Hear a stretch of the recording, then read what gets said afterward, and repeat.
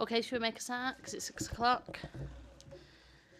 Apologies for absence. I received one apology for absence from Councillor Akhtar.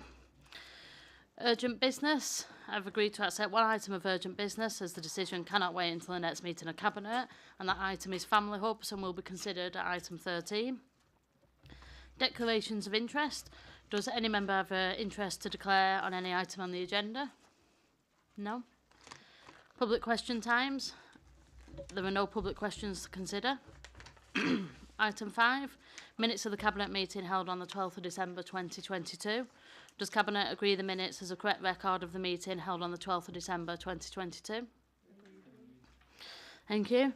Item 6. Site A, Princes Gate, Oldham. As members will have seen over the past week or so, this is a paper to terminate the contract that we went into with Lidl in regards to the redevelopment of the site down at Princes Gate. It's come to light due to a number of factors: the war in the Ukraine, pandemic, Brexit, a number of other things that unfortunately Lidl are not able to fulfil that contract on the terms that we agreed when we entered into it. The only route out of it now is to terminate the contract. As I said last week in our public statement, it is disappointing. But I think if we look back, when we first started talking about Princes Gate, it was in 2014 and the proposed Marks and Spencer's development. I think 9 years on, our aspiration and our plans for the town centre have changed quite significantly. We're in a completely different place. You can see already the changes and the plans we've got for Spindles, Tommyfield Market, the old public library, and this site that we sit on today as well. And I think it's also true that our aspiration for housing in the town centre is radically different than what it was 9 years ago. And I think while it's disappointing that this has happened, I think actually it gives us an opportunity to reflect on what is the best use of that site going forward, and how can we utilise what is quite a key site. So officers over the coming months and weeks are going to spend some time thinking about what that site can be used for. It's a significant site for us, and it will be redeveloped, but it just won't be redeveloped under this contract. I will say though, because obviously there's a lot of misinformation around on social media and the like, the termination of this contract and Lidl not being able to fulfil that contract with a hotel has not cost the councils millions of pounds. And it's wholly untrue and false to claim that the termination of this contract has cost the council millions of pounds, because that is not true. And I want to publicly state that. So it is disappointing, but I think also an opportunity, to be honest, to relook at what we can use that site for. So does members have any questions or comments on the paper? No? Okay, well, there is a Part B, part of the paper, for commercially sensitive information at item 15, so we'll wait until then to make a decision on it. Okay, item 7, Bulky Bob's collection and local welfare provision contract. Councillor Roberts. Thank you, Chair. So this is quite a brief report. Basically, the idea is in retendering the contract to look at bringing together local welfare provision and bulky bobs in order to be able to recycle, where possible, items collected as bulky waste to support people needing help from our local welfare provision. This will obviously be better for the environment, but will also mean that the funding and the local welfare provision budget will go further if we don't provide all new items to everybody every time. And I'd also like to just, while talking about this, just draw people's attention to the actual cost for a bulky bob collection. I've been at meetings where I've been told that it costs £100 to have something collected by bulky bobs, and as you'll see from the report, this isn't true. The fee is £20 for 3 items plus £7 for an item thereafter, and anyone who qualifies for the Council's Assisted Waste Scheme also gets 1 free bulky waste collection per year, and the cost and the free collection service for those who qualify for it will continue under the new contract.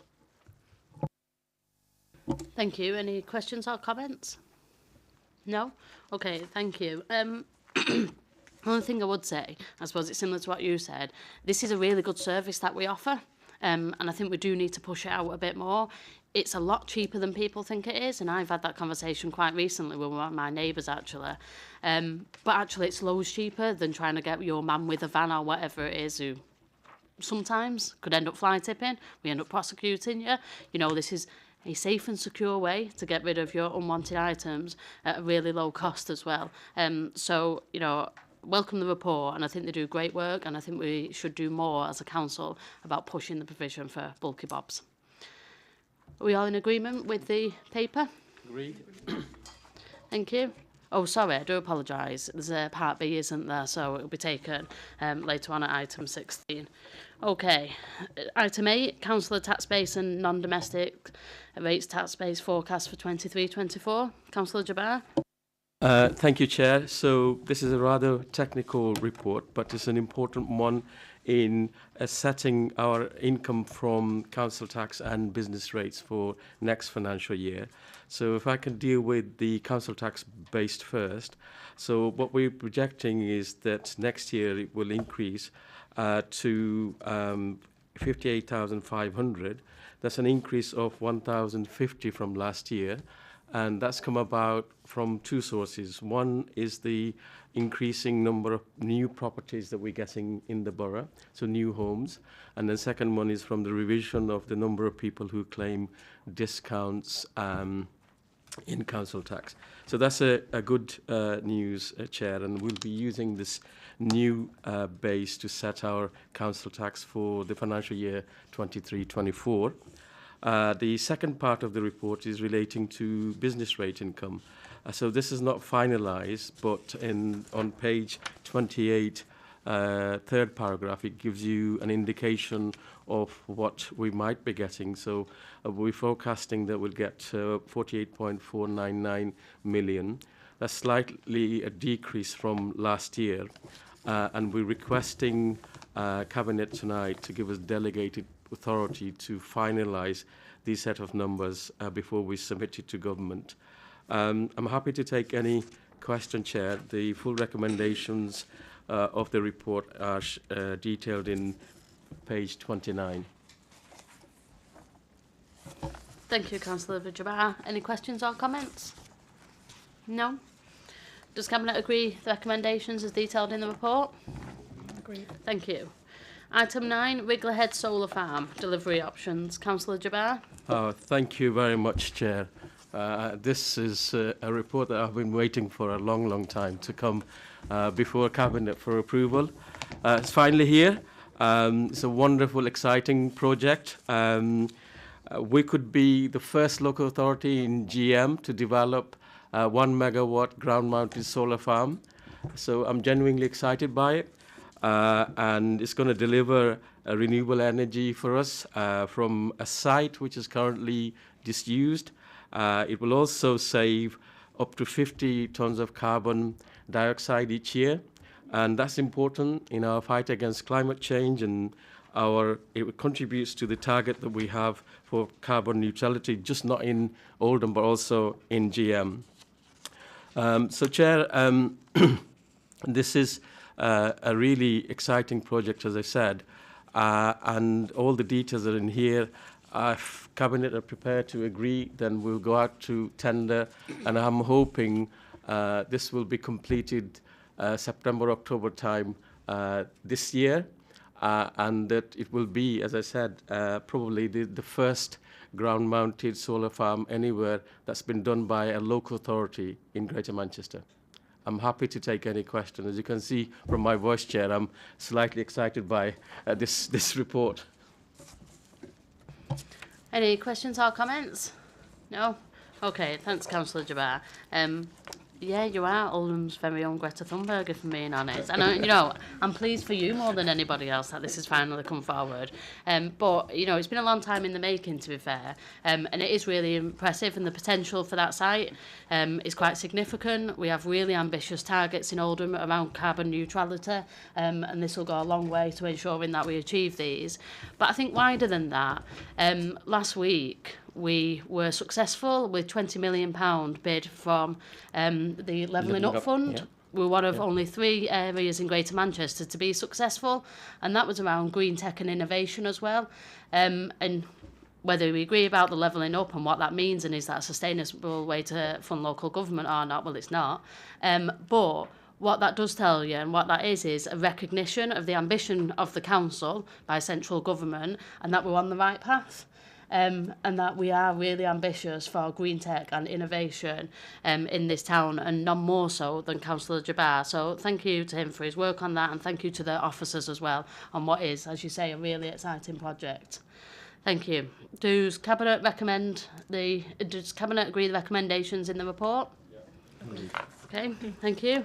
Item 10, Public Sector Decarbonisation Scheme Phase 3, the grant acceptance for Spindles. Councillor Jabbar? Yeah, thank you, Chair. Another exciting report, and I'm glad that you mentioned the Levelling Up Fund, because as you say, right, we're only one of the 3 local authorities in the whole of Greater Manchester to get £20 million. And I want to pay my personal tribute to the officers, especially to Emma Barton, Chair, who's sitting in this room. Her team has done fantastically well to actually recognise that Green Agenda was the agenda to push and to develop projects and proposals that we could submit to government and stand the robustness of their examination and get the money. So I want to say thank you to your team, Emma, and I hope you can take back the comment from the leader and myself to your team. So well done on that. This one, Chair, another large amount of money that we managed to secure. I think it was the biggest single allocation that GM has given to any local authority. It's come to us for Spindles. So what we'll be doing with this money is actually putting better insulation, air heat source pump, and also solar panels on Spindles to make the building much more efficient, also produce power from renewable source. You'll see from the report, Chair, that we're likely to save £45,000 per year on energy costs alone from these measures. And it again demonstrates Oldham Council to be the greenest borough in whole of the Greater Manchester. And our response to climate change, we take this extremely seriously, and I'm extremely grateful for your support. The climate change is everyone's business, and Oldham Council is doing its bit. And I'd like to think that we're one of the better authorities across the country, and this report confirms that. So again, Chair, I'm happy to take any questions any colleagues have got. Any questions or comments? No? Thanks, Councillor Jabbar. I suppose, again, another example of where our ambition is being recognised by people outside of Oldham, and it's been recognised by funding as well, and tangible funding that we've got. We've got huge ambitions for the regeneration of the town centre, and how that fits in with our green agenda as well, ensuring that we are creating a place, for people to live, work and socialise for future generations. And we're really moving on with that, and this is just another element of that, so thank you. Does Council agree with the recommendations as detailed in the report? Agreed. Thank you. Item 11 is Oldham's Transport Strategy, Delivery Plan and Town Centre Parking Strategy. This is the updated transport strategy and will have quite significant benefits for our residents and for the town. And I think our ambition is clear. We want to make it as easy as possible for our residents to get around the borough without the use of cars, by cutting air pollution and freeing up road space for essential journeys. By improving our transport links and making it easier for people to get around, we'll be helping them to access learning and career opportunities, both across Oldham and the wider city region as well. This will help tackle inequalities and support the development of new homes, jobs and businesses. And the strategy also ties in with plans to make Oldham the greenest borough in Greater Manchester. What I would say, though, is this is not a one-size-fits-all strategy, and policies will be adapted to suit different areas within the borough to ensure that they benefit the people that live there. Does Cabinet speak? No? Does Cabinet agree with the recommendations in the report? Thank you. Item 12, LA policy on academic conversion and guidance for schools. Councillor Ali. Thank you. The report is seeking formal approval for a revised local authority academy conversion policy and guidance for maintained schools and wanting to convert to academy status. The last policy was approved by Cabinet in 2016. There has been a development in the educational landscape in that the government is aiming for all schools to convert to academic status by 2030. It is anticipated there will be a significant increase in the number of academic conversions. Therefore, as an authority, we need to manage and influence the process within the current statutory framework in order to both shape the future of education in Oldham and manage some of the risks associated with it. So as an authority, we seek to have maximum influence over the choice of sponsor for every school currently maintained by the local authority, that to give our young people the best life chances, as it is closely linked with the quality of its education system. The recommended policy on conversions outlines what criteria the local authority should insist on for any sponsor hoping to run a school within Oldham. This includes working in partnership with the LA and its strategic partners to develop and improve the education offer for parents, young people and the community. So the report is seeking approval for the policy and guidance to be distributed to all maintained schools within the borough, and it is also recommended that authority be given to the director responsible for education and early years and the cabinet member for education to authorise all associated agreements in respect of academic conversions and approve any changes to the policy resulting from changes to the primary legislation. Thank you. Thank you, Councillor Riley. Does any member have any questions or comments? No? Okay, does Cabinet agree the recommendations as detailed in the report? Agreed. Thank you. Item 13, the urgent business, Family Hubs and Start for Life programme. Councillor Moores. Thank you. In April 2022, the Department for Education announced that Oldham was one of 75 local authorities that were eligible for funding to deliver Start for Life Family Hubs services. Oldham was subsequently allocated around £3.48 million over 3 years, and a comprehensive and ambitious delivery plan was delivered to the DFE in December. This was accepted by the DFE, and this report is seeking authority to accept the funding. Thank you. Has any member got any questions or comments on this report? No? There's quite a theme, isn't there, this cabinet, in terms of, you know, Oldham being recognised as a place where funding should go, essentially. And, you know, £3.5 million is not an insignificant amount of money. We all know as Labour Party politicians the impact that Sure Start had in alleviating child poverty and improving life chances for children in this country. Now, you know, not for 1 minute suggesting that this is on that scale, but children's life chances are determined between 0 and 5 years old, and this could go quite a significant way in improving the life chances of a number of our across town. I really welcome this, and well done to the officers for this, and I look forward to the Family Hubs opening and seeing them in practice. Now, there is a commercially sensitive paper, so we won't take it now. We'll agree it in the Part B part of the section. Item 14, exclusion of the press and public. Agreed.